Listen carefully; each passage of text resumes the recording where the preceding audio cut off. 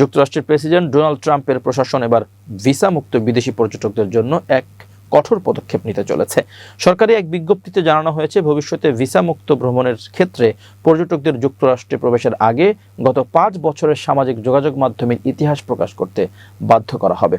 এএফপির খবরে জানা গেছে, ফেডারেল রেজিস্ট্রারে প্রকাশিত এই প্রস্তাবটি 42টি দেশের নাগরিকদের জন্য প্রযোজ্য হবে।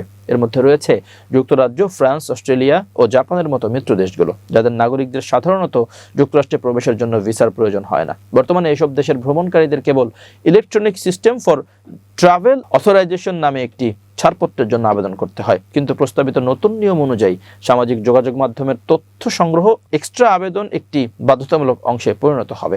বিজ্ঞপ্তি অনুযায়ী আবেদনকারীদের গত 5 বছরের সামাজিক যোগাযোগ মাধ্যমের ইতিহাসের পাশাপাশি আরও কিছু উচ্চ মূল্যের তথ্যক্ষেত্র জমা দিতে হবে। তার মধ্যে গত 5 বছরের ফোন নম্বর, 1 দশকের ইমেইল ঠিকানা, পরিবারের সদস্যদের ব্যক্তিগত তথ্য এবং বায়োমেট্রিক তথ্য। এদিকে অভিবাসন বিরোধী অভিযানের অংশ হিসেবে ট্রাম্প প্রশাসন যুক্তরাষ্ট্রে প্রবেশের ক্ষেত্রে বিধিনিষেধ আরও কঠোর করেছে।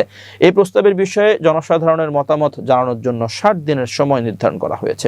বিশ্লেষকদের মতে 2026 সালের বিশ্বকাপের মতো বৈশ্বিক ইভেন্টগুলোর আগে এই কঠোরতা বিশ্বের বিভিন্ন প্রান্ত থেকে আসা বিপুল সংখ্যক ফুটবল সমর্থকদের প্রবেশকে আরও জটিল করে তুলবে।